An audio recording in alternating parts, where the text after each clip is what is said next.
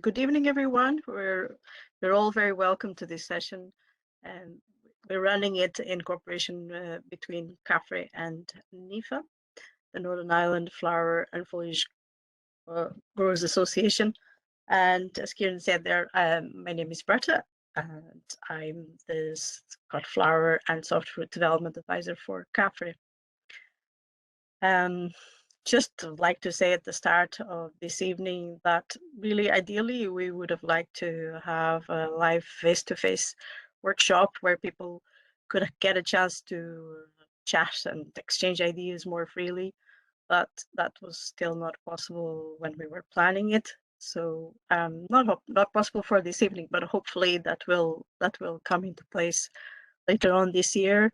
And you might then be able to see some of the work that we are hopeful to develop at the Horticulture Centre. And we'll hopefully be able to invite you to come along there in the next few months.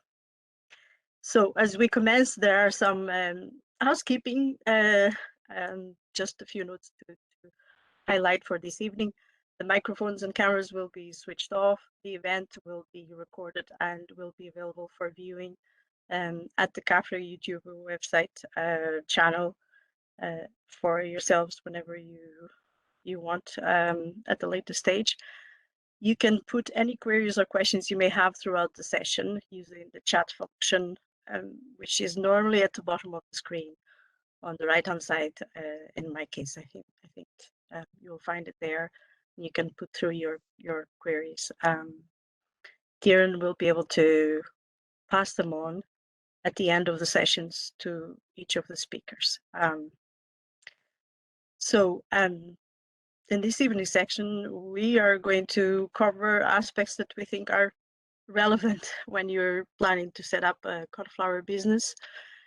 And we hope that you will hear something that will be useful for your own particular circumstances. There will be 3 presentations. We will start with Fiona Porter, our main speaker. Fiona runs her own cauliflower business in England, and we're very much looking forward to hearing about her experiences firsthand.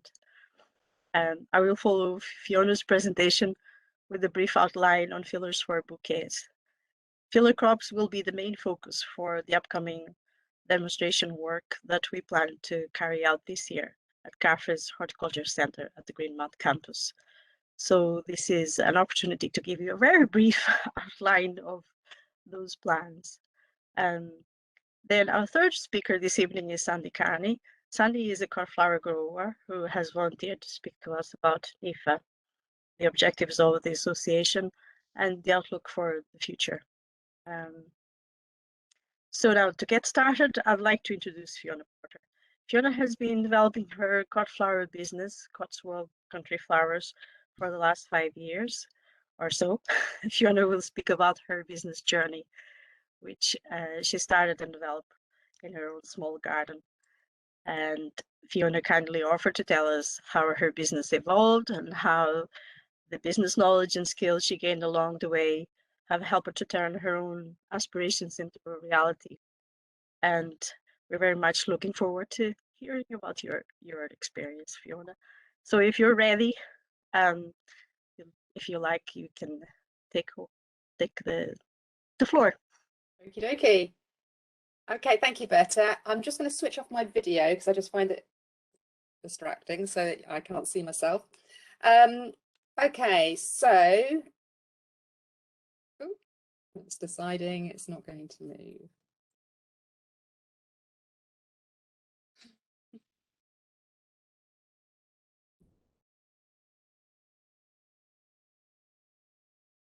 Kieran, for some reason it's not, the slides aren't moving on. Is that because I've stopped the video?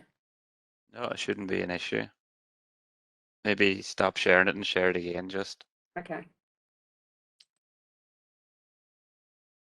Yeah, stop sharing. Share again.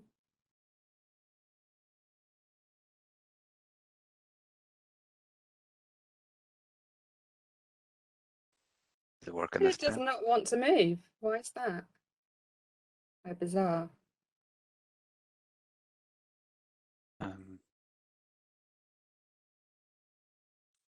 There we go. We're off. We're off. Excellent. Okay, so yeah, this is me and my husband Tim, who works part-time and has a mountain biking business where we live. But I am really happy to be talking to you tonight. I will spend about 10 minutes or so giving you a bit of an overview about me and talk about my plot. But the majority of the time, I'm going to be talking about the business side of the business, and hopefully share some of the apps and software that I found useful to keep track of everything and to run my business. You're welcome to write any questions that you have in the chat box, but I understand. And I'll hang on till listen to the other speakers, and I gather that all the questions will be taken right at the very end. But do pop things in the chat box if there's anything in particular that you would like to know or that isn't clear. So, story so far. I had a career in civil engineering, and then I went into teaching. But at the age of 50, I just thought there was something more to life, and I just wanted to have a change and do something different. I didn't really have any particularly clear ideas about what I wanted to do. I've always had an interest in gardening. I've always grown from seed. I went on a cut flower growing course, like many of you out there probably have, and it sort of evolved from there. I initially just started selling a few bunches of flowers down at the village shop, and I felt that there was a bit of mileage in it because of the way the cut flower industry or people's perception of how wanting to buy local and understanding where their flowers came from as well. I don't think it's a thought that you don't think many people think about where flowers come from. They think a lot more about where their food comes from, and we all want to buy local and support our local producers. And it's just that, I think it's really starting to build now, that people are really starting to think about where their flowers are coming from as well. So I set up, I took the plunge in about 2017 and got the ball rolling and set up my business, Cotswold Country Flowers, and I'm now about to go into my 6th season. So a bit of scene setting. I'm obviously in the UK, in Gloucestershire. The pin on the map shows where I am, sort of just slightly off centre of the page. And the line in green is the edge of the Cotswolds. So the sort of light green area is the area of outstanding natural beauty. And I'm just on the edge, well, I'm just inside it. So I'm just inside the Cotswolds. And there's some key towns there that you may well have heard of. We've got Cheltenham to the north, Stroud is my nearest town, Cirencester, Tetbury, and we've got Bristol and Bath to the south. So, I'm quite well located. It's a relatively affluent area. There's a lot of wedding venues, and these venues are often used as destination venues for couples coming from London. So yeah, I'm in a pretty good area in that sense. As far as my plot is concerned, there we have it. It's pretty tiny. It's I'm on about 1/3 of an acre. So my property is on the right-hand side, and then the little block on the left-hand side actually belongs to my neighbour across the road, and I'm able to use that as well. It's their orchard, and I've got some cut flower beds in there as well. So I'm surrounded by farmland, fairly low, not very intensive at all, sheep with a bit of beef. It's not organic, but it is about as close as you can get to organic. There's no ploughing or anything done, no pesticides used, lots of wildlife. The hedges are allowed to grow long. So it's a really lovely location. The soil is great as well, so that helps. Very few stones, nice bit of topsoil, slightly on the alkali side of normal, and there's a slight slope from south to north, so kind of like heading downhill as we're sort of looking at the slide at the moment. And there is some drone footage on my website if you're more interested in seeing the whole kind of environment around where I live. But this is obviously a Google Maps photo. So I've got a very short season. As you can see, I don't really have much in the way of facilities there. There's no big polytunnels, there's no big greenhouses. I just have I've actually just recently got a slightly bigger greenhouse, but I've got a couple of greenhouses, a potting shed, and a couple of, normal garden sheds. So, I'm a very seasonal business. Really from kind of May to October is when I really start getting going. And at the beginning and the end of the season, I might need to get some top-ups from other local growers or from Cornwall. So I only use British flowers, although I do use the Irish green guys if I do need, quite a substantial amount of foliage. But basically, I try and keep things as local as possible, and I don't go to Flower Vision or get any imported flowers at all. So as far as what I have been doing most recently, so I now do weddings. So on sort of medium-sized weddings, really. I'll do funeral flowers, I'll do bouquet deliveries, but there'll be more about that later. And I'll do garden tours. I do a bit of pick your own at the end of the season. So when I have a lot of dahlias, for example, and I'm not saving them for other things, I might have a weekend of pick your own. I'll do floristry workshops, and the most popular one is what I call garden to vase, where people will come along, cut their own flowers. I'll teach them how to do a hand-tied bouquet. They'll wrap them, have a lovely brownie and some coffee and cake.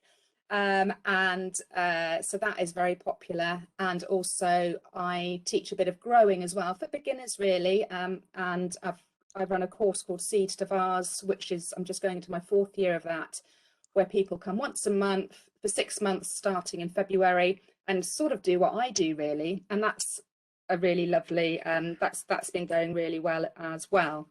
I don't use floral foam in my floristry, and I try not to use any single-use plastic. I don't use cellophane, for example, in bouquet deliveries. So definitely going down that route. What else do I do? And then obviously sort of towards the end of the season, during the season, I'm drying quite a lot of flowers, and then I can use those. In fact, I was using some today to prepare for something. I'll sell them on Etsy or on my web shop. I do a dried flower wreath kit. And of course, the advantage of dried flowers is you can post them. A, they keep, and B, you can post them as well. I don't even attempt to post fresh flowers. And then I do a Christmas workshop as well. And again, trying to keep that as sustainable as possible. So this year we made up, all the participants made their own willow wreath, and we had foliage and so on to use. And also alongside me, I decided to have, just to make it a bit more interesting, I had a willow worker, and people could do a willow decorations workshop as well, or instead if they wanted to, and that worked really well. So that's just a bit of a snapshot of the sorts of things that I do in my business. So the bottom line now, the bottom line is that the growing of the flowers, that is the easy part. The hard part is finding your market and managing your business. And it's something that it's been quite an eye-opener, and that's why I wanted to share it with you. I mean, I love what I do. I love growing flowers. I enjoy being creative. I get bored easily, so I have to be busy, and I love where I live. But yeah, the journey hasn't been easy, but it is a journey that I just wanted to share with you. So you may or may not be familiar with this kind of image, but this is fairly typical of the cycles of a business. So this particular slide shows 5 different stages. We've got the launch stage when you're starting out, and then the growth stage, and then they called it shakeout maturity. I think it's a bit Americanized here. But that first stage, I think we all know, any those of you that have got going in this business, that the first year or so, it just seems to be one-way traffic as far as the money is concerned. There's a lot of setup costs, a lot of investment, whether that's you know, fencing, rabbit and deer fencing, whether it's you know, investing in a website, polytunnels if you go down that route, irrigation if you want to do that, getting your compost, your fleece, all those sorts of bits and pieces. It all really adds up. You can obviously, once you've got them there, you can use them within reason year on year, but there seems to be a lot of startup costs. So it's not surprising, and you shouldn't get demoralized when that first year, you know, you don't seem to be kind of, you know, getting very far. So I'm being very open and honest in this presentation, and this is my picture over the last sort of 5 years.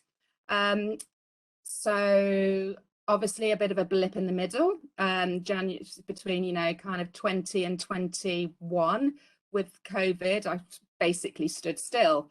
I still, you know, ran my business and had a good turnover, but it didn't kind of make the growth that I was hoping to make. And, you know, I'm fairly proud of the fact that I actually did manage to keep my head above water.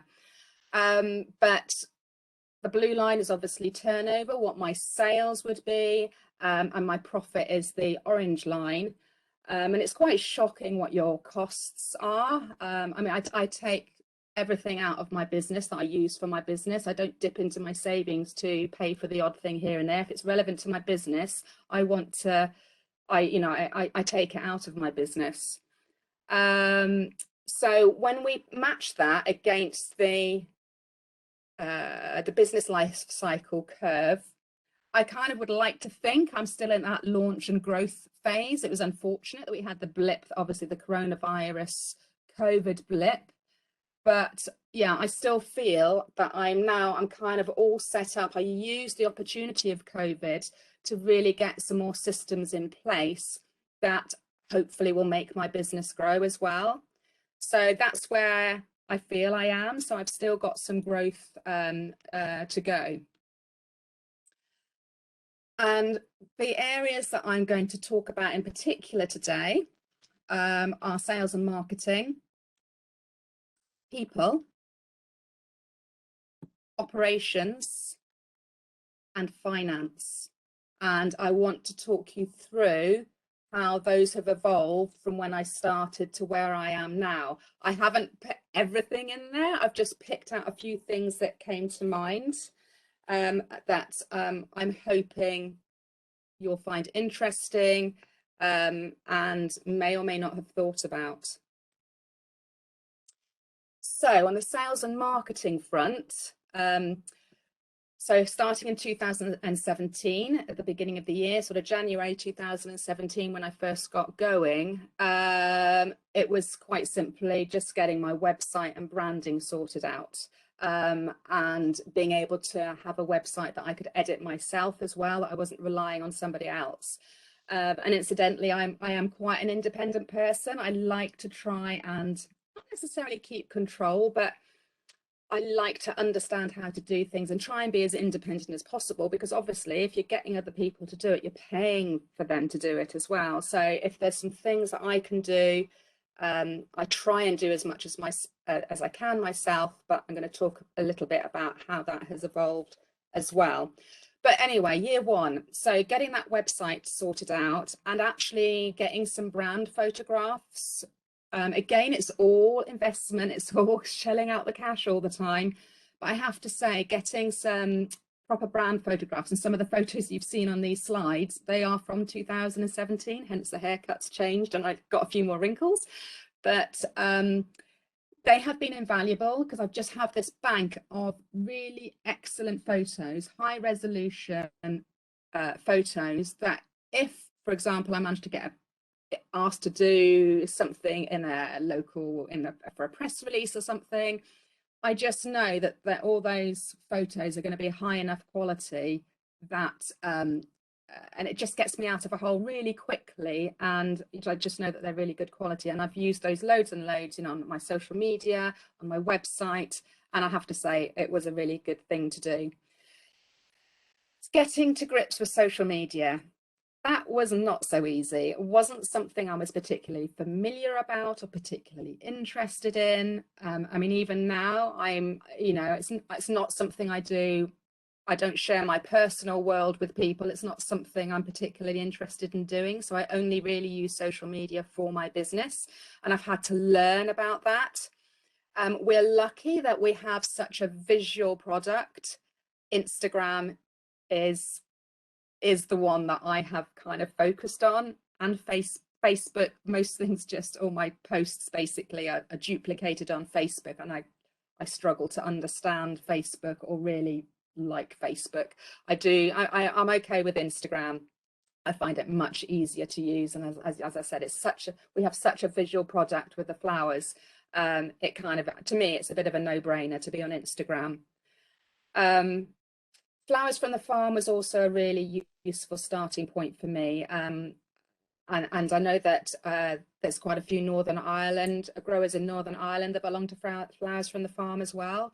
So just the support and the knowledge, and being able to network, not view fellow growers as competitors, but being able to collaborate with them. So when I talked about topping up from other local growers, it's because, and we all top up from each other as and when we need to. So, we try and collaborate and get to know each other and help each other out as much as we can. So that was, and I still am a member now.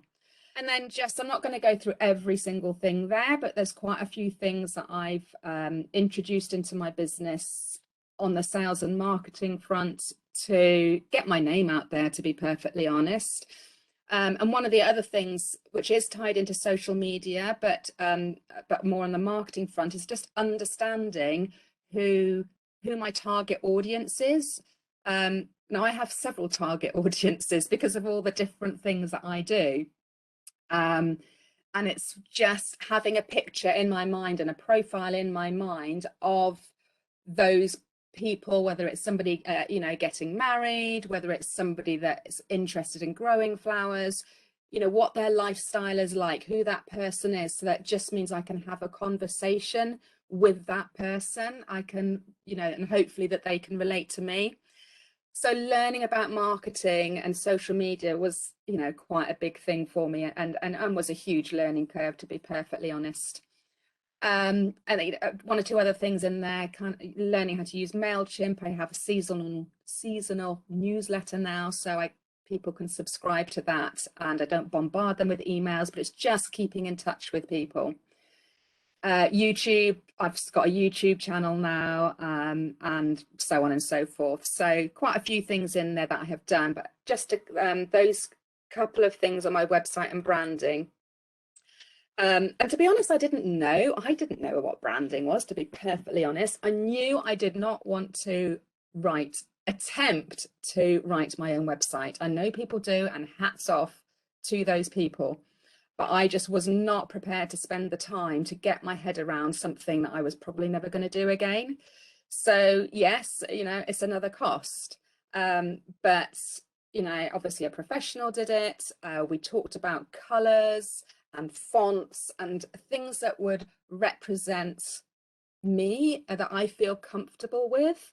So, and I was very happy with the outcome, and I try and use that font and my logo and my icon at the bottom there, at every opportunity, and keep to those colours. So I'm not flitting around all over the place. So that was something that I feel was really worth doing. It's possibly now there are more functional platforms that have integrated web shops, and calendars and all that kind of thing on it. So the platform that my web designer uses is maybe not the most functional, but I'm not going to scrap it and start all over again, because I know that would just be another couple of £1,000 to do that. So I'm just sticking with what I've got. Usually get quite a lot of good comments about it. I think it represents me, nice and colourful, but also sort of the brown background I like as kind of the brown paper you know, nothing too flashy image, which I like to portray really. So my social media presence, so that's just a snapshot of my grid on Instagram. And ideally it's good to have on a snapshot like that, get an idea about what the person does, which I think this is not too bad. So I've got weddings on there, I've got me in the garden, I've got somebody you know, doing some potting on there, I've got some dried flowers there. So there's that, you know, that's quite a good representation of what my business is about. And yeah, the many facets of it really. So both of those things, you know, I'm glad I invested the time and got some training on the marketing side. I'm glad I got that website done. I've got almost 2,500 followers on Instagram now. And yeah, developing my YouTube channel has been really useful as well.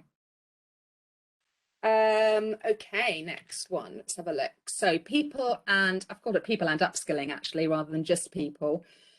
So I didn't have any floristry experience when I first started. I wasn't really sure where my business was going to go, to be perfectly honest with you.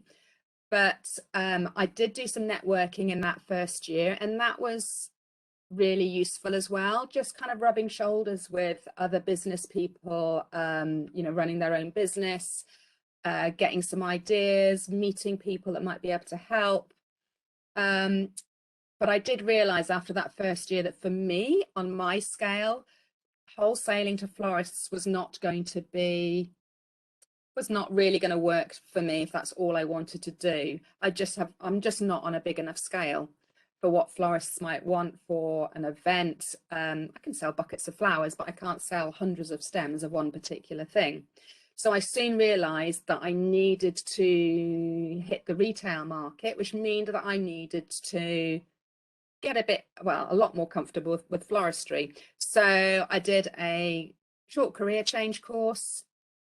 I mean, people that have done, you know, 2 or 3 years of going to college in the evenings and so on will probably be horrified, but it was enough to get my confidence, give things a go. And I started doing weddings that year, and, you know, more bouquet deliveries, delivered the workshops myself. So that was definitely something I needed to do. Marketing as well, again, talking about understanding marketing and getting help with that. And I still use Kay, back ideas off her still as well. And I also belonged to a business growth group, and that again was transformational for me, because just understanding a bit more about business and getting ideas about how to improve things, and also the accountability. For me, that group was all about accountability. So we met each month, and we had, well, for it to work, we needed to put into place some of those things that were suggested. So for example, one of the ideas was to set up a ticketing site or some way of, so that people could book onto workshops, that I wasn't involved in a conversation and then toing and froing and then putting an invoice out and checking things. You know, that just is so time consuming. So I set up Ticket Tailor, which is a bit like Eventbrite, and yeah, people can just book through that. They know it's done. You know, that decision is made straight away. They're not having to email me and then wait for a reply. You know, if they make a decision, it's done. So that's just a very small example of one of the things. And as you can see on there, there's various other upskilling, what I would call upskilling myself, both on the floristry front and on the growing front as well. And on the bottom line, it just gives you an idea about the sorts of parts of my business, how that has evolved as far as the products and services are concerned. So starting with wholesale, doing a few floristry workshops, which I didn't run, I just hosted them. I actually got a florist in for that first year, but from 2018 onwards, I did them. Getting more into retail flowers, doing some garden tours, introducing a seed to vase course, going to dried flower sales, and doing more funeral flower work as well. So yeah, that's just an idea about how that has evolved. And then operations, again, you know, it's just a little snapshot. I mean, I've done tons more than that, but it's all sorts of things that you kind of need to do that maybe you didn't get around to doing. So the terms and conditions, for example, really important that you have those in place. And I was starting to find by 2019 that I had so many balls up in the air. I was scared stiff of forgetting something, or, you know, forgetting to deliver a bouquet, forgetting something at a wedding. So I started using Trello, which is, and I just use the free version, and it's just really helped me make sure that I know what I'm doing and when I'm doing it. It's very, well, I find it really useful. You can put checklists on there. You can put notifications to remind you that, you know, have I sent that invoice out to so and so? It needs to be done this week. Have I booked a freelance florist? So I've got several templates, and I just bespoke them for each wedding or each workshop, and I've got ones for the bouquet deliveries and so on. So when it came to, 2020 was basically the first COVID year, but I was also realizing that I just could not do everything. And I needed to start outsourcing to people that were quicker at doing things than me, or could just take some of that boring admin-y type things off of my hands. So I do work with a VA now, and I can sort of send her things to do, or she fields my emails and all sorts of things like that. The other thing that was key in my business was starting to use what's called G Suite. It's now called Google Workspace, and it's a cloud-based system. So instead of my documents all being stored on my PC, it means that I can access all my documents and files from any device on anybody else's device if I log in, and anywhere as well. And it's just been, that's really made a difference. And I can share it with Julie, my VA, so she's got access to those things. So there's none of this, you know, having to email a document to somebody. It's just all there. And my email is a Gmail, a Google account, and, you know, Google Photos. Everything works together. Yeah, getting a really good phone also, because of the business that we're in, how visual it is, that was really important as well. And then there's some other stuff, employment contracts and so on. And then I did more outsourcing in last year. So somebody helps me with social media now. I have a couple of friends that come in on the gardening front. And I've also got a young girl that comes in every couple of weeks as well, and she's proving really useful too. So all these people are paid. I'm not into having volunteers and things. You know, if people are coming to do some work for me, they are all getting, yeah, a good wage. So I don't think I've got any photos on there. Oh, so I have. So just a couple of quick snapshots. I don't think I've got time to share my screen and show you the ins and outs of everything. But here's for example, this is my G Suite. So I've got all those files are accessible by Julie, because she's got permission to do it. And within those, I've obviously got all my different documents. And this is how my Trello interface looks. So you can be quite organized. And if I clicked on one of those weddings, so the one that's highlighted there, I was going to show you like what it looks like when I open it out, but you wouldn't have been able to see it very well. But if I opened that out, I've got a load of lists. Effectively, it's almost like having a load of pieces of paper with post-it notes on it, and you can move them around, you can put dates on them, you can put checklists on them, and they're all individual. I could close that one and open another one, and there's so much more to it than I'm using, like most of these apps, but I do find that really useful now. I've just got so much on. And finally, finance. So yeah, finance. So I started, like most people, with good old Excel spreadsheets to log my income and expenditure. Used a little Word document for invoices, just set up a separate bank account. And then I soon started realizing by 2019 that I just could not keep track of everything.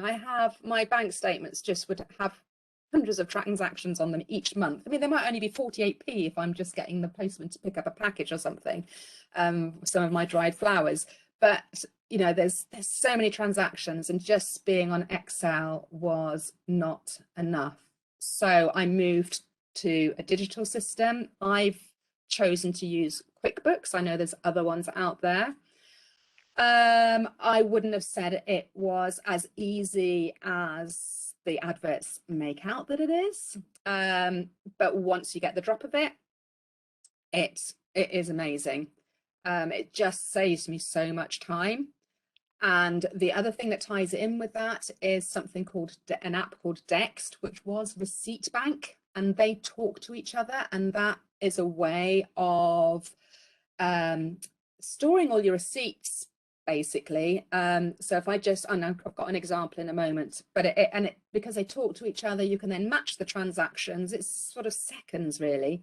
But it did take me a while to get my head around it and to use it properly. I really wanted to use it for analysis as well, to be able to see, you know, really dig deep into the profitability of things. You know, what are my workshop costs? When I really, you know, because you think, oh, you know, I just needed to get a few cakes, or I needed to buy a few things for this. But I can put them all against particular workshops. So that just helps me work out profitability of things. And I didn't really start target budget setting until 2019 either, but I do that now, and I've got an example in a moment, and being able to track that. So tracking what you're actually doing compared to what your target was. So what am I aiming to, what turnover do I want to achieve, do I need to achieve by the end of the year, and how am I going to get there? So how many weddings do I need to do, how many bouquets do I need to deliver, and so on and so forth. So as I said, 2020 and 2021, 2020 in particular was a bit of an odd one. So it was quite a challenge, and it kind of, yeah, I stood still, to be honest. So I talked briefly, so there's my budget setting for 2022. So I've got it done by month, and I've broken down the sort of services about what I think I'm going to do and when. So although it looks so things like wedding deposits, I'm getting those in you know, January, February, March, or I want to be getting those in, even though the weddings aren't, you know, they're summer weddings, or they might even be for next year, but I'm still getting that little drip income, even in those quieter months, or I want to be, and I'm starting to get deposits coming in and so on, because of the way I've got my terms and conditions set out. People are booking onto workshops, you know, way before Christmas, often as Christmas presents for, you know, the following summer. So, you know, that's my targets, and I've obviously got this is just a snapshot. So I've got all my sales down there that are off the page, but sorry, not my sales, my costs. So, you know, a whole list of costs and what I anticipate and when those costs are going to come out. So this is the Dext. It's so clever. I just had to put this in. So simple receipts. I bought something last week. I had a receipt for it. Take a photo, assign it to where I wanted it to go. So this was something I would put against florist sundries, and I send it off or submit. So off it goes wherever it goes. And miraculously, it reads that it's from the Berta Garden Centre. It can read that it was £12. It can read that the date that I made that transaction. And if it did make a mistake, I can then alter it, and then it gets sent to QuickBooks, and I can match that, what I've spent there. That expense with the my bank statement effectively. And the QuickBooks, it just enables me to keep my finances up to date. So I check QuickBooks every 2 or 3 days. So I'm, you know, this was a few days ago, but you know, I basically am up to date. So my accounts are up to date. Although since then, you know, obviously there's been several more transactions coming in, but I had 360 invoices last year. And I can't, there's no way I could keep track. If I was doing something on a Word document and putting in somebody's address and, you know, I've got sort of standard templates, it takes me seconds to send an invoice out now. And to be able to match it with when obviously it's paid, I can check when it's been checked that things have been paid, what's outstanding. I can, you know, send out the invoice again, and you know, the same with the expenses too. So to me, it is invaluable now, and it's, again, there's loads more it can do. I use it, as I said, for analysis, so you probably can't read that very well. So, but every month as I said, I check my actuals with my targets. So this is actually the profit and loss from the 1st of Jan to the 21st of Feb. But all those kind of titles on the left hand side are anything that there was a transaction in, and it matches against my targets, and then I can see where I am. And I can look at it, you know, I can check last year's very quickly. You know, it takes seconds, so really useful for analysis. But I think that is about it. So my next steps for my 5-year plan is on the sales and marketing front. So keeping with those same titles, I'm just going to keep monitoring my actuals against my targets, monitoring the performance of those services and products. Do I need to, what should I be concentrating on? Until you know your figures, it's really difficult to know that, or to be, you know, you think something might be doing quite well, but actually it's taking up a lot of time.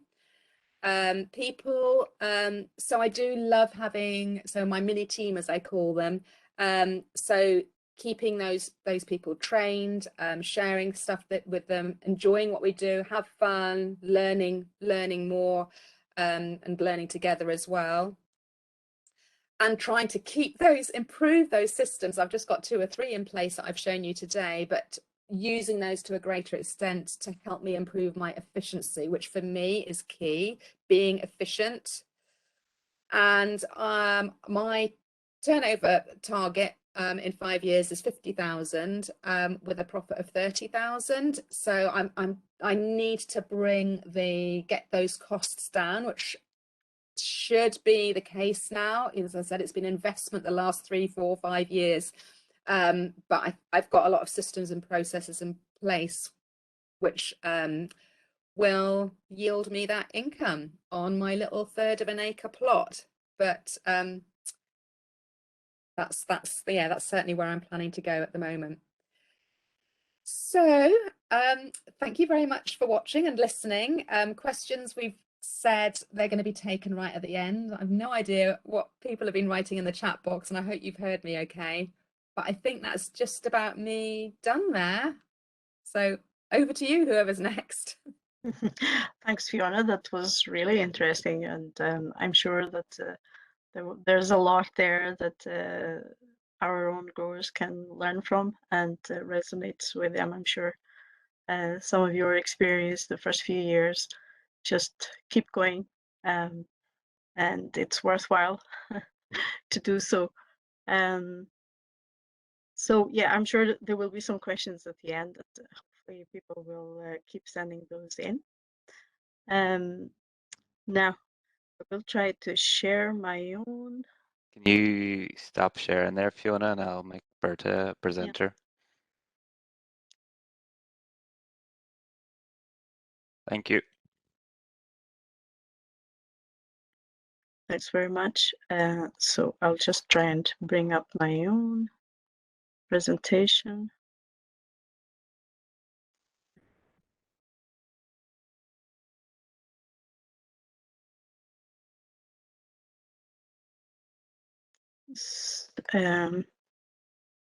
Okay.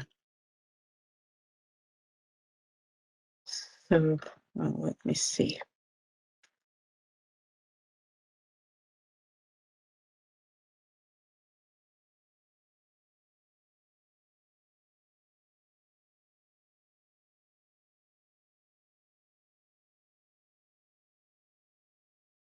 I was going to turn off my camera because it does kind of confuse me a little bit. So perhaps, Connor, would you be able to do that at your end? Yeah, no bother. Yeah, thank you.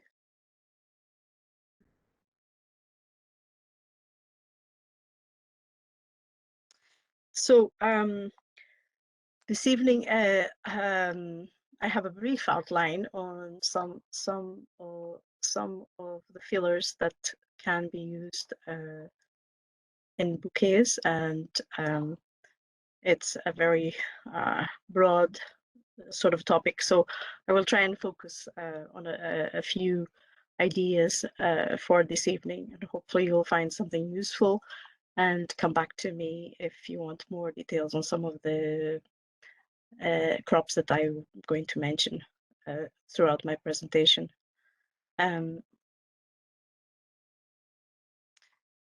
So I was trying, first of all, to figure out, are fillers always needed in flower bouquets?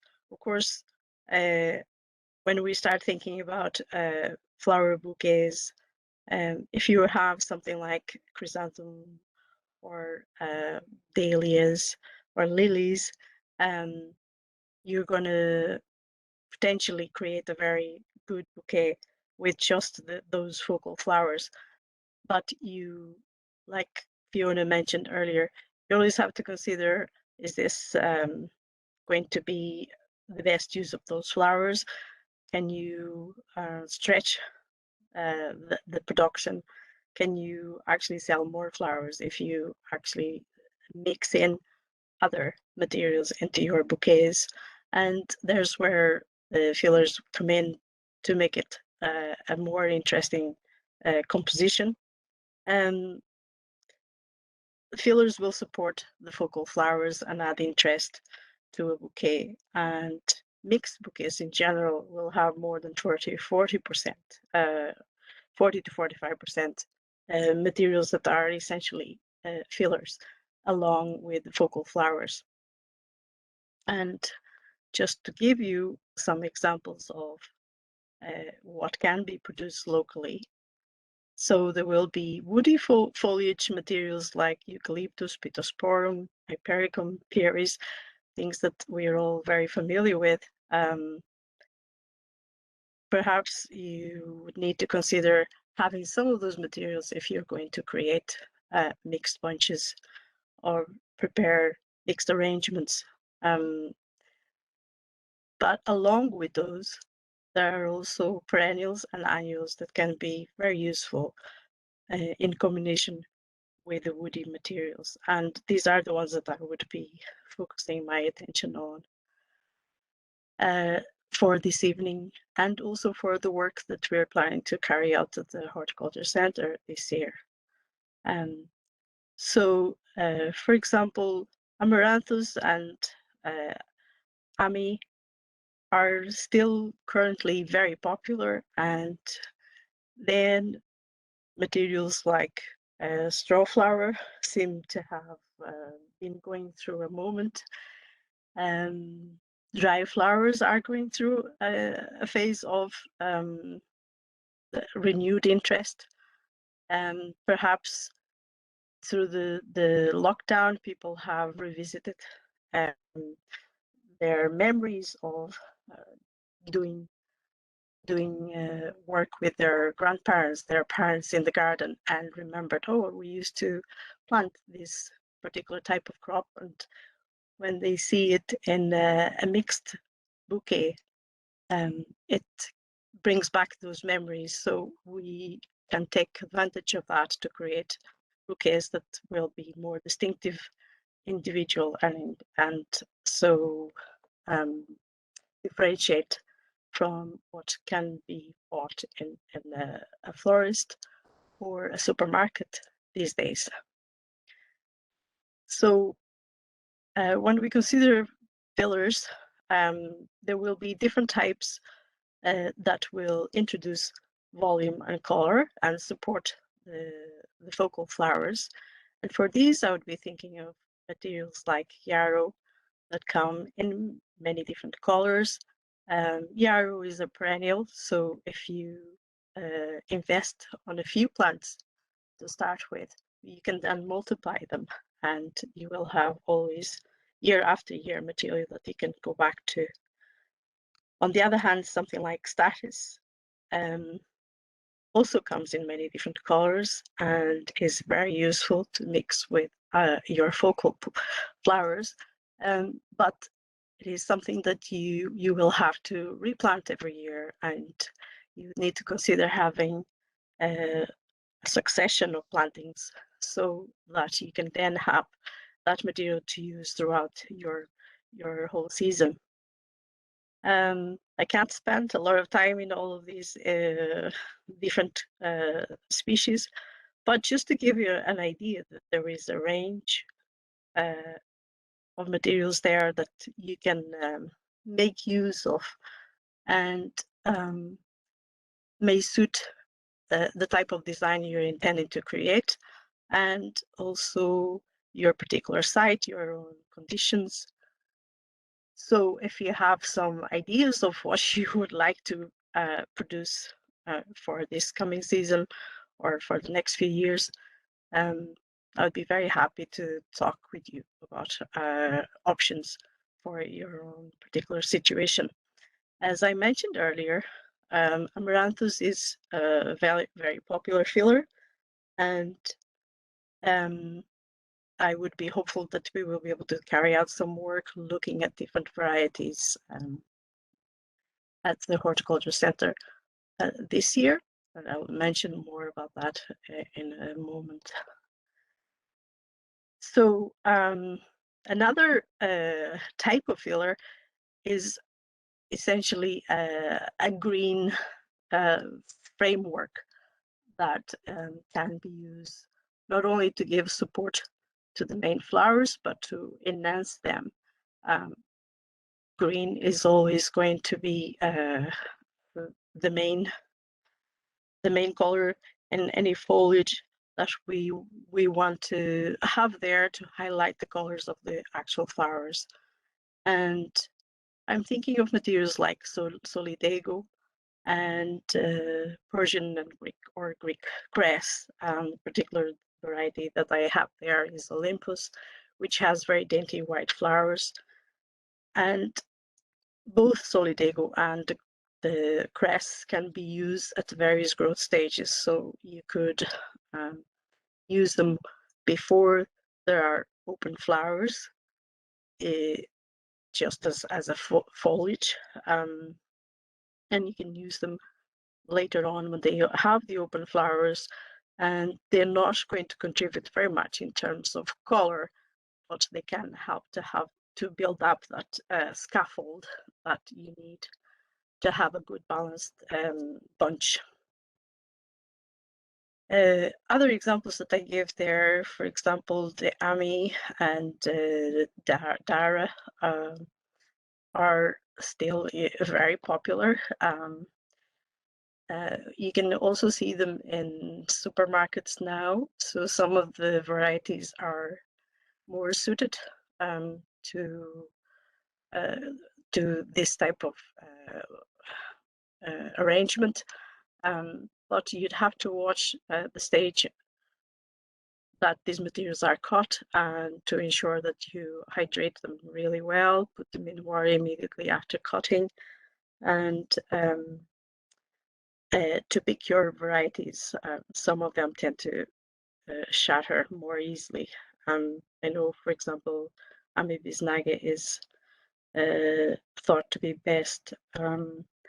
Orleia there, that whitefinch variety, is comparable in some regards to the Ami, but it does have some problems with wilting. So again, you'd have to experiment a little bit in terms of when can you cut it. Ensure that you cut it early in the day, that you hydrate it well, at least 24 hours before you're going to use it in your case, to ensure that it stays well hydrated. Nigella doesn't seem to be used as much, perhaps, as the previous ones I mentioned, but it is a very good filler and interesting architecture to add to a bouquet. Both used in full bloom. It comes in blues and whites, and it's an interesting addition for a mixed bouquet. But it can also be used later on as pods, and that adds again an individual style to a bouquet. Euphorbias are very useful materials to work with, and there are many different varieties. I particularly think that the variegated types are very interesting, but it does present some issues with the fact that it produces sap, which a lot of people would be allergic to. So you need to be aware of that and ensure that if you're using it in your bouquets, that you advise your customers of the care that they need to take when handling it. Now, another very popular type of that is growing all the time is the scented filler. And now there are many different types of plants that can be used as in this context. I have listed there a few, amongst them and basils. Again, with these materials, you'd need to experiment, and anything that you cut, you are going to hydrate very well. Mints and basils don't respond well to being cooled, so you would need to maintain them in a nice, well-aerated storage area, but not in a fridge, before you add them to your arrangements or bouquets. Also, they tend to last much better if they are cut later on, when the stems are toughened up and have begun to produce some flower. Bells of Ireland are obviously very popular, very interesting. They add a scent and architecture and help you to create a very distinctive style. It can be quite difficult to germinate, and so to prepare your plantings, you need to think about putting your seeds, for example, in the freezer for a certain amount of time, up to 2 weeks, to give them enough cooling before you actually sow them. So again, if you would like more details about this, I would be very happy to talk to you about. Less commonly used materials like parsley, marjoram, and geranium can actually be very interesting to work with, and I've seen some local growers using them in recent years. I think they make for an interesting experience for customers, and also to distinguish your materials from others. Unusual fillers still to create that individual style and form. I'm giving the example there of sweet pea, honeysuckle, and clematis, as they will add not only a different form, but also scent and color, and they create a flare that is very fluid and very romantic. They can be very useful in some situations, even in bouquets or certainly in larger arrangements. I'm thinking more of using them as long strands of material, not just the small stem of flower, for example, the sweet pea. They evoke memories, just like the scented materials that I mentioned before. Again, materials like apple blossom and cherry blossom can be very useful early in the season. If you consider, for example, early in the spring, if you want to grow things like tulips, there might not be that many other fillers already available at that time of year, and they can be quite useful. They could also be brought in to bloom, forced into bloom. I found Crescent Mustard being used in some bunches by local growers last summer, and that I thought was very interesting. They were actually being used after they had set seed. They had set the pods, and it was a really interesting architectural feature in a mixed bouquet. It lasted really well, and just something that they had used as a resource. The giant poppy seeds are very popular, like other types of materials that can be used just as a highlight in a bouquet, and again create a distinctive style. So just to mention again very briefly the work that we are hoping to be able to carry out this year at the Horticulture Center, would be focusing on a few varieties of basil, Amaranthus, Artemisia monarda. Amaranthus in particular, we have carried out some work in previous years, and we had some feedback from our local growers that they would be interested to have a follow-up on this work. Some of the more popular varieties would be the fountain type. However, upright materials can also be very useful, and they would compare well with the likes of Slugs. So we're trying to conduct some work and be able to demonstrate later on how we got on in terms of the system for growing the crops in soil. And we'll be looking at densities and crop successions, and hopefully that will be something that will be useful for local growers and to help them develop their own business. So I think I'll bring my talk to a close. And of course, if you have any queries and would like to get more information about any of these crops or other crops, please feel free to contact me. And those are my details there.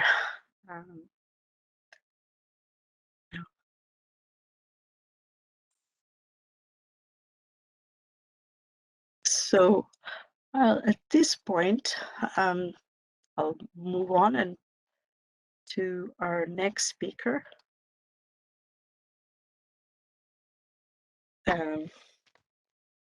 Sandy, if you're happy to move on with your presentation. Yep, certainly.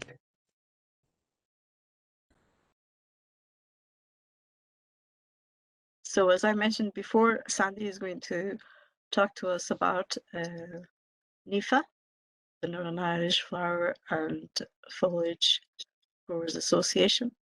And we're very much looking forward to hearing about what the association can do for growers and what the prospects are for the association.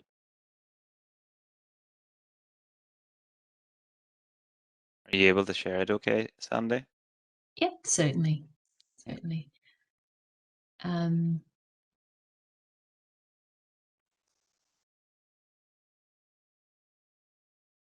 Okay. How do I turn myself? I'll turn myself off. I can do it for you if you like. That would be much easier, thank you. There we go.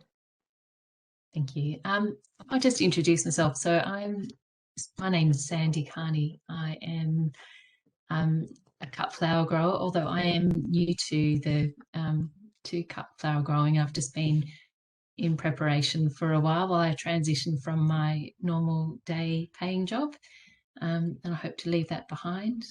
Hopefully my employer's not listening, and moving into cut flower growing as a sustainable business for myself. Tonight I'm standing in for Barbara Irwin. I'm sure most people know of Barbara Irwin. She's quite a dynamo and fantastic champion of cut flower growing. Unfortunately, due to a family bereavement, she's in Australia at the moment, so I'm just standing in for her. So the NIFA is the Northern Ireland Flower and Foliage Association. But first of all, I just wanted to talk about horticulture in a Northern Ireland context.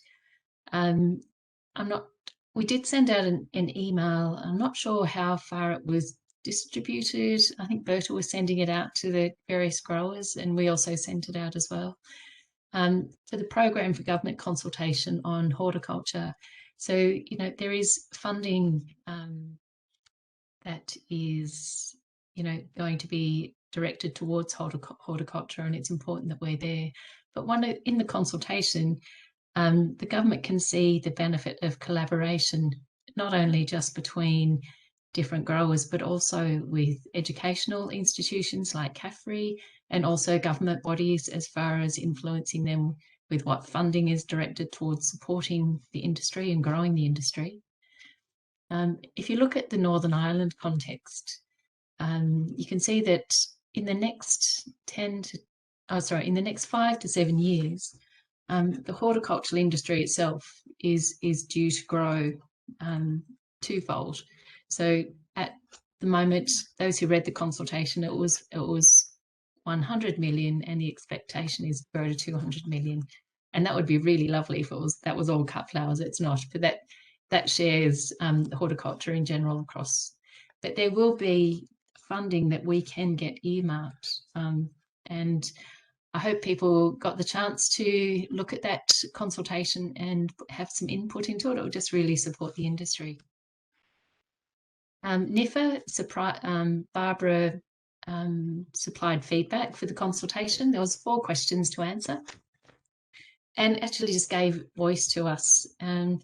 Barbara has been a dynamo and has met with several government officials.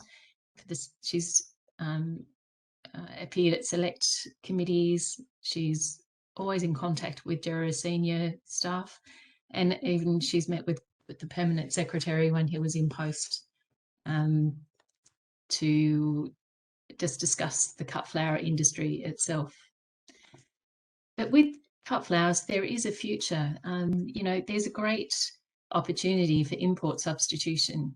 The UK has it's 2.2 million is the cut flower, foliage and indoor plant industry for the whole of the UK. In Northern Ireland, the latest statistic I had was 1.65 million was what the turnover was. One of the things that's very hard to judge, and that was brought up in the consultation, is because the industry is made up of large and small growers. It's actually hard to know what the turnover of the industry really is unless you're a very large grower.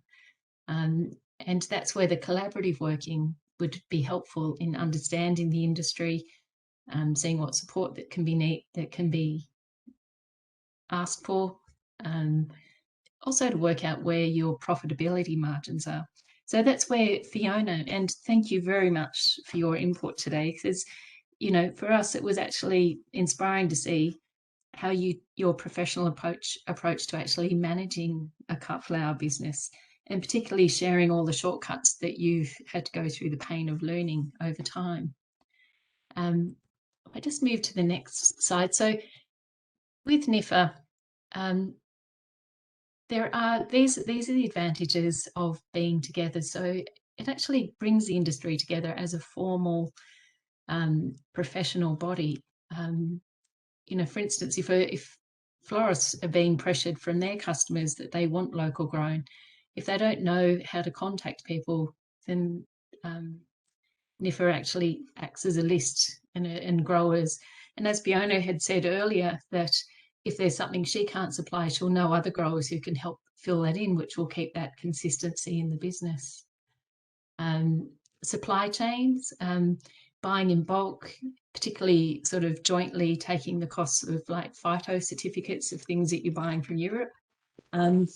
Recently I was chatting to Susan Hassard of One Small Seed, and they have a little collective of people who've actually brought in ranunculars and are able to share that cost from Italy, which is that's the advantage of knowing each other and working together. And sharing expertise and collaboration.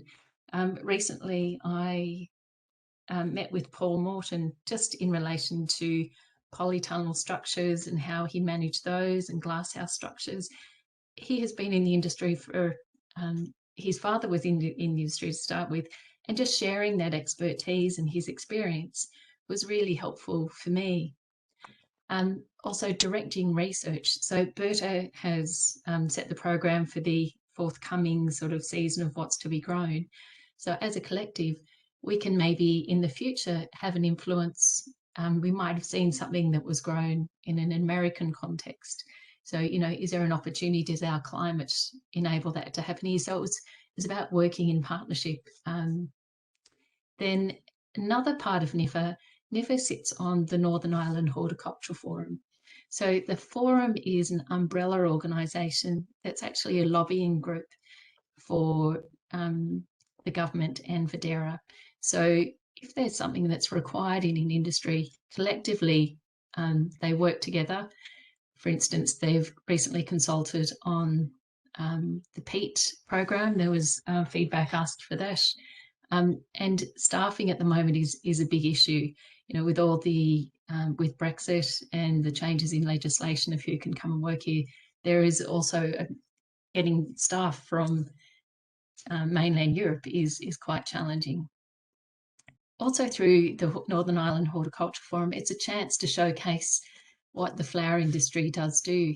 So there is an annual event in Balmoral, and we're part of the Horticultural Forum there, and people are very surprised when they come around that Northern Ireland actually does have a cut flower industry. So as a collective body, it actually comes back to that professionalism, showing that there is an industry. And it's also about sharing knowledge. And as when Fiona's talk today was great, because it was beyond talking about what was growing. It was actually about running our businesses and sharing those processes, because, you know, time is, particularly if you're a small business, time is so short. You're trying to balance all of these things at the one time. And also in shared knowledge in growing.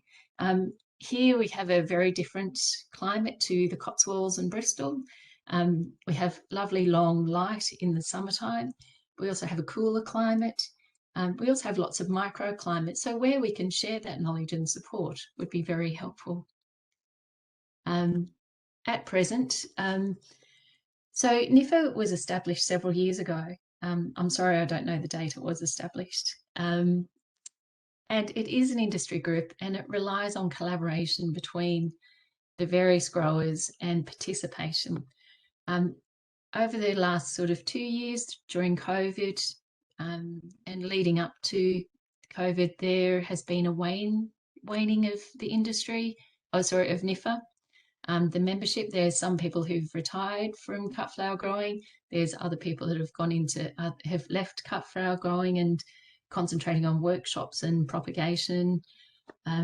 So we're at the point where we need to sort of consider increasing membership. So today was a platform to actually let people know what the NIFA does exactly exist. So there's a website, I have a Facebook following. There is a structure in place. The membership to it it's not a great deal. I think it was £30 the last time. And it actually just covers things like running a website and administration and participation, sometimes in events. And there is a bank account set up, which is something quite extraordinarily hard to set up nowadays. So that's where NIFA is. But what I suppose we're at the point is, do we want NIFA to continue? If we do want it to continue, then we need membership, and we need people to take on some participation and roles within that. So if that is the case that people would like to do, this is what we can see as the next step. So the first thing is there an interest? So hopefully after tonight, our contact details for Barbara and myself are at the end of the slides here, but also you can also contact us through Berta or Connor. So it's just to see if people are interested. Then if they are, then I think just having a short focus session on ideas and the direction and what people would like to achieve from NIFA. And then once that's decided, the structure that we're on. So for instance, Fiona, you were chatting about being on Google. So if we use something even like Microsoft Teams, you can use that as a shared platform that you can share information, have discussion groups, and hold video meetings as well. And then we just need to sort of consider, you know, the ongoing resource. And this is where the likes of, we tap on Kieran's shoulder and sort of ask, you know, what sort of resource, it might not, we're not necessarily funding, but what sort of time or professional resource can DERA and CAFRE, you know, allocate to the association to keep it going. So that's just a short presentation on NIFA. So these are the contact details here. So Barbara is the chairperson. I'm a helper, but I'm more than happy to help out. I don't have any official role within NIFA, but I have been working alongside Barbara for a while. It would be great. I think an association working together is of great benefit. And I think, Fiona, you belong to, is it Flowers at the Farm? Is that correct? Yeah. Yes, Flowers from the Farm. So what do you, if you don't mind me putting you on the spot, what advantages do you see of being part of a collective such as Flowers from the Farm? I mean, I think these, certainly starting up in particular, the sort of support network was there, and being able to have a forum. I mean, there's a huge Facebook group, for example, but then it's split down into regional areas. So you've got an opportunity to meet other local growers. Obviously, everybody's, you know, we're all growing our own flowers. It's all, you know, British produce. We used to, within the regional groups, for example, go to maybe do a display, a show, but we're working as a team. You know, we wouldn't have the opportunity to do that as individuals, but as a team, we might be able to do that, and just promoting British flowers. You know, there's an annual conference, and yeah, it's certainly, I have found a really useful, as I said, support network, really. And you can ask all sorts of silly questions, but everybody's in the same boat, or something that's happened to you is bound to have happened to somebody else. How did they get over it? So yeah, it's a really good thing. Right. Thank you for that, Fiona. And also, before I finish up, I just really want to say thanks to Kieran and Bert and Connor for bringing this together tonight. I think it's very valuable that we can all connect together. And hopefully there will be an interest in NIFA if you can make contact. Okay, so thank you very much. And there goes the storms. I do quite think, you know, you see all these gorgeous photos of like Floret Farm where they've got these lovely dahlias and everything over their shoulder, but they don't show you knee-high in mud and sweat and dirty fingernails. Yeah, thanks for that, Sandy. That's very good, very useful. Kieran, I don't know if you want to come in with any questions. Yes, I have a few questions. Yeah, you can hear me okay? Yep. Yeah, I have a few questions. They're mainly targeted at Fiona. So the first question that have come in here is, for a potential new startup or somebody that's thinking of going into growing cut flowers, what range of flowers would you recommend to to start to begin growing from both from a practical point of view, a technical point of view, or that will grow good quality, saleable flower heads? I mean, it depends obviously what your market is going to be, but for me, I like to grow a little of a lot of things so that I have that variety, and that is kind of that makes what I do, or what we do as kind of small growers, makes us a little bit different. A lot of the things on Berta's list I grow. The things she mentioned in her fillers, most of those, there's a few things I didn't, but most of those things I like to experiment as well, and I think it's nice to have the opportunity to do that. I personally don't do roses, for example. I'm just not big enough, and I just think they just require, you nurture them and nurture them, and then a deer comes in and eats them, or it rains and they're spoiled. I don't do peonies because for me it takes ages before you get to you can cut them, they get to flower, and then they're only available in a little short window of time, and I just think they're too much of a faff. But dahlias are great for me. I love having that focal towards the end of the season, so I would always grow dahlias. I always grow cosmos. The fillers, as Berta said, and trying to get that succession so that you've always got something through the season. So, which, because of the variety, that certainly works for me. And thinking of colours, it's kind of never ending really, but also growing what you like. I think that's quite important.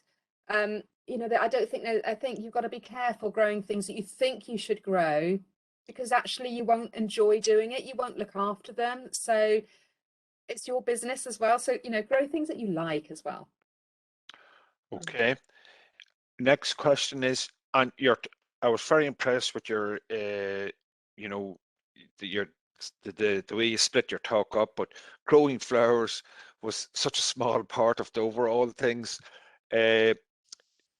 What percentage of your time do you actually spend on social media? In your overall business picture, you have a lot of emphasis placed on social media, and getting people to help you set up, and So I did the social media. So Sam started helping me last year, I think. So up until then, I did it all. But you can have ideally you want to get like a month's worth of posts ahead, and all that sort of thing. Get all the photographs there. I just started to find it was a job that somebody else is probably better at doing that, the actual posting. I do stories and I'll do reels and kind of the snapshots of things, and I'll put in things every now and again. But it's just been another thing that I don't have to think about, so I can concentrate on growing or other parts of my business that I kind of felt that only I could do. But yeah, social media is important. It's not just about the being out there on social media. The more active you are on Instagram and Facebook, Google knows that, and so it's going to help you in your Google rankings. If somebody's going to do a search on your business, if they're not into social media but they're searching for flowers in the Cotswolds or whatever, Google knows that you've been active doing other things and knows that that your website's active. So it's important for that aspect as well. So it's one of those things you have to do, I think, if you're if you're sort of marketing your business. Right. Very good. How often would you post? I know you might. How often would you post or on your website? 2 or 3 times a week? On social media, it's about 3 times. The posts I'm only doing about 3 times a week. But I try and do stories most days. I try and put something on, which is just a snapshot of what I'm doing. Like Sandy said, absolutely, the mud and the rain and the everything else, it's just walking the dog. Yesterday I did a little story. I was talking about, what I'm doing today, as it turns out. I've got quite a few things on this week, and I people kind of want to know about you. They want to be able to relate to you and see you as well. So it's important that, well, that you kind of have some of that in there. They want to have this kind of, build up a picture of what you're like and get to know you and your business really and what you're about. Yeah. And you said in your you said in your presentation, that the flowers from the association that you're in, there was no such thing as a silly question, but and I agree totally, and I've a range of questions here, and a question is, how do you control slugs in your flowers? Well, I mean, luckily, I don't have a major problem. There's some things they do. They had a go at my larkspur once when I put them in one of my raised beds, because my raised beds have got wood all around them. So that was a lovely little hidey hole for slugs and snails. But because of where as I said, I'm very lucky where I live. And I definitely have hedgehogs. I definitely have toads. We have a range of birds. And I don't have a major problem. Just every now and again, they might go for, as I said, they went for the larkspur one, and then I didn't do them there last year, and then this year they were fine, and just the ordinary bed with no wooden kind of edging on it. And what else have they munched? The zinnias. I've got to be careful with the zinnias, but again, that was when they were in the bit where my wooden edges were. So somewhere else they were fine. So it's encouraging the wildlife, and they do the job for you. Very good. How would you describe your soil type? Is it like sandy loam? As I said, it's kind of fairly neutral, slightly more alkaline. It's lovely soil, I have to say. It's fairly, it hasn't been kind of farmed or used apart from being in a garden.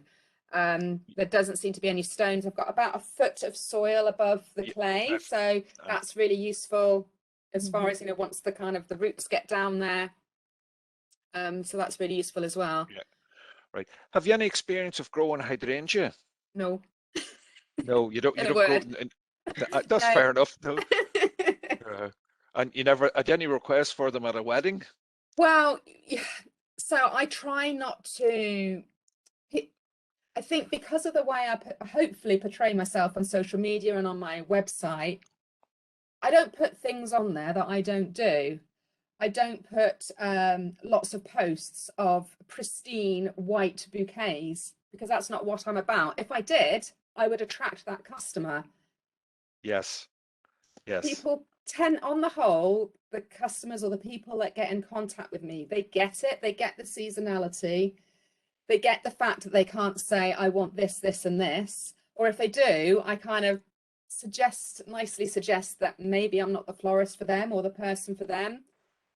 So I try and work to obviously color schemes, but I can't promise that I'm going to have those white cosmos on that wedding day. But if I don't, I will have something else that will work instead. So, which is honest, and thank you.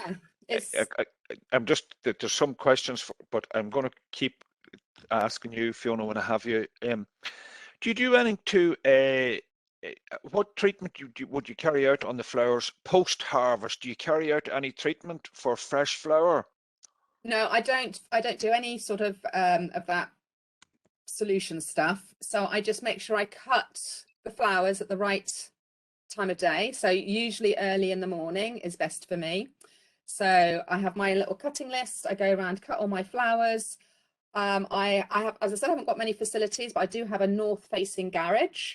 So they go straight into water. So cut them straight into, just a couple of inches of water while I'm going around the garden, straight back to the garage, and then top up the water. So half a bucket of water. And then they just condition in that during the day, overnight, for several hours, basically. So keeping nice and cool. I haven't got any other cooling systems or anything. It's just my north-facing garage. Okay.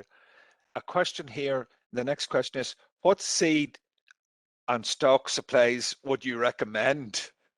Oh, I use all sorts, but then you kind of get used to your favorites, don't you? So I use Chiltern quite a lot. I use mole seeds because they tend to be, you can get bigger quantities you know, like one seed, one pack. You can get that by the gram, should I say, you know, whereas, so you can have like one packet and it's got a lot of seeds in it. I have used Seedaholics before. I like to use Higgledy Garden as well. Those are the ones that I tend to use. But it saves on postage if you can get them all from one person or one company as well. Yes. Okay.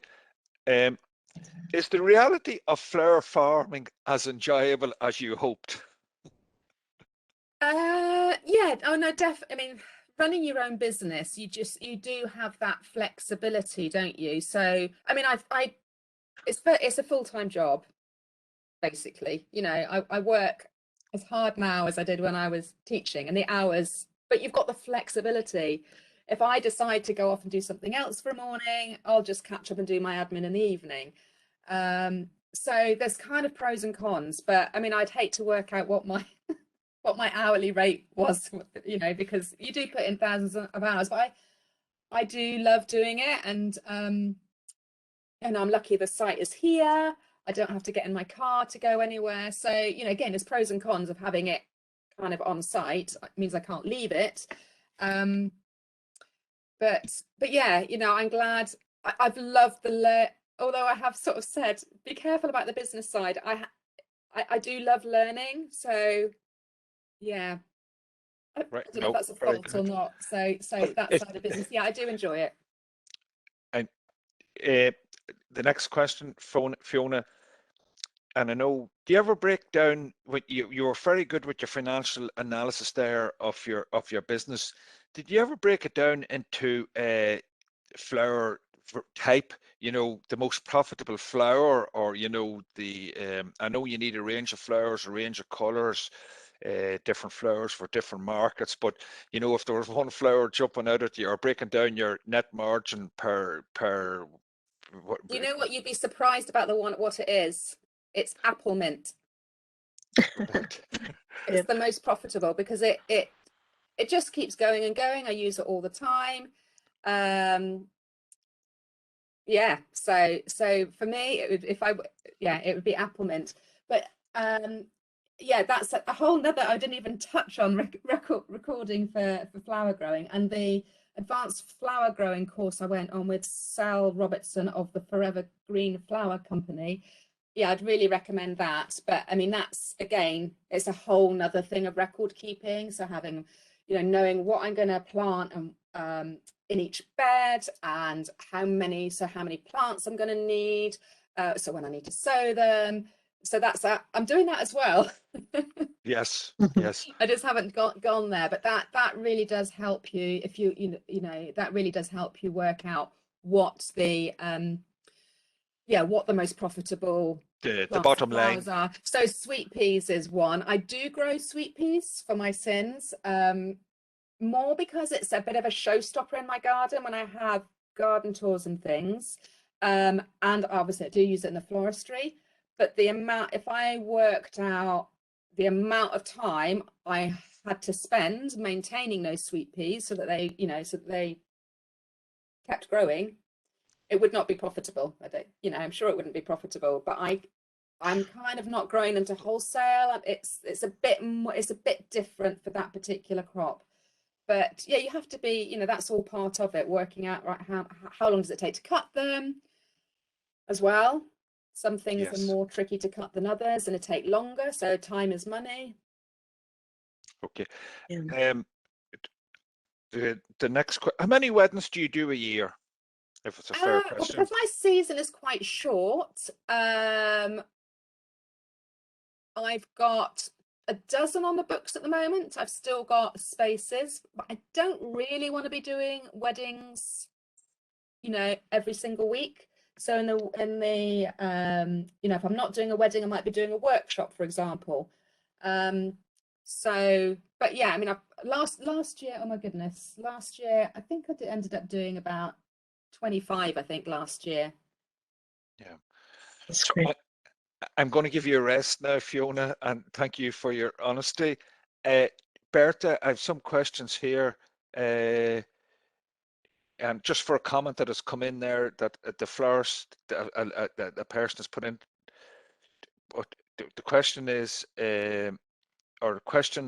Berta, is what training opportunities are there for those considering starting a cut flower business here in Northern Ireland? Well, we haven't specific plans for the immediate few months, but we have been talking about the possibility of running perhaps short courses at the Horticulture Centre on a more practical side in terms of skills needed, depending on feedback from growers and sessions like this. So if you are considering starting, or if you have already started but you need further training, let us know. Get in touch with myself or Kieran or Connor, and so we can prepare ourselves, and yeah, sure, that is an area that we very much would like to develop going forward. Okay, a question, Berta, now. Have you any tips for growing hops, humulus, lupulus for flower arrangement? I have to be totally honest, no. It can be a bit temperamental, and you have to be careful with the type of soil you have. It doesn't like to have very wet roots, but I can look it up and I can get back to the person who is asking the question with more details Right. if they want to leave their Right. contact details. Yeah, we're coming near the end, and I'm conscious of time. A question for all the panelists: is a polytunnel essential for growing cut flowers in Northern Ireland? So, what do you think, Berta? I would say perhaps not essential, but it certainly will open up a lot of opportunities and make it much more profitable. You know, you can diversify, you can have a lot more crops, and you can extend your season. So I think definitely worthwhile considering. Yeah. So, and Fiona, what would you think? Are you all out? Have you any polytunnels or protected structures? No, so I don't have a polytunnel. I only had a 10 by 12 greenhouse until this year. I've got a bigger greenhouse this year. So my only comment would be, obviously, being, you know, with the weekend we've just had, you've got that to consider. Yeah.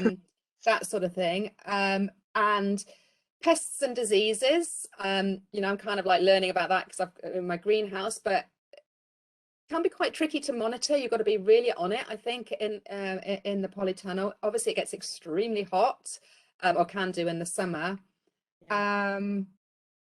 So I'm not sure that they're cracked up to be, but yeah, obviously on a large, you know, on a large scale, you've got to do something, I think, to extend your season. But yeah, it takes a bit of managing, and obviously you've got the irrigation and all sorts. Right. Just two final questions. What's the rainfall? Would you know the rainfall in your area, Fiona? That's a good question. Our rainfall here in Northern Ireland would be, depending on what part, if you're in the west of the province or the east, but it would be averaging in around 1100 mil per annum. Do you know what? I do not know, but I do know I come from Cornwall. It's a lot drier than Cornwall. So right? yeah, oh yes. I mean, I quite often see the rain. I can see Wales from our house, and you can sort of see the rain over there and going up the Severn Estuary. So it tends to sort of start and stop here rather than start and not stop like it does in Cornwall. So I should find that out. So I'm sorry, I don't know the exact figure. Okay. That is all the questions that we have. Just want to I'll take this opportunity, Fiona, to thank you for. I can see that you're passionate and you're inspirational, and I was very interested in your text app because even for yes, you know, you always pick up something. But I congratulate you and compliment you on your passion. I came through in the presentation, and it's great to talk to somebody that had dirtied their fingers, have walked the talk the walk. You know what I mean? But I'll hand back now to Berta. And thanks to also to Berta and to Sandeep. So I'll hand back, Berta. Kieran, can I just add Thanks, something in Kieran. there very briefly? Is somebody put up a question about where you can get seeds here, because it's, you know, with Brexit. So Cedarholic are actually based down in Cork, I think. And there's another one called Sandyman Seeds. So they'll supply here locally. They've got a good range. So. Yep. Yeah, thanks for that, Sandy. I was going to mention them actually, because for ourselves, we have been trying to get supplies for some of the work we intend to carry out. And I think they are worthwhile checking. So yeah, I just want to thank everyone for joining us out there in the web, and our speakers, of course, very much so. Thank you, Fiona, and also Sandy, for tonight's presentation. They were very interesting.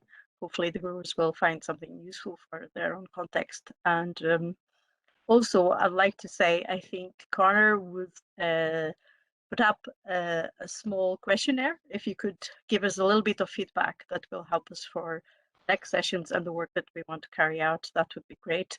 It would only take you a moment to do that. It should come up on your screen now. If you could respond to that before you switch off, be very grateful for that. And we hope to see you again sometime soon. Thank you and good night.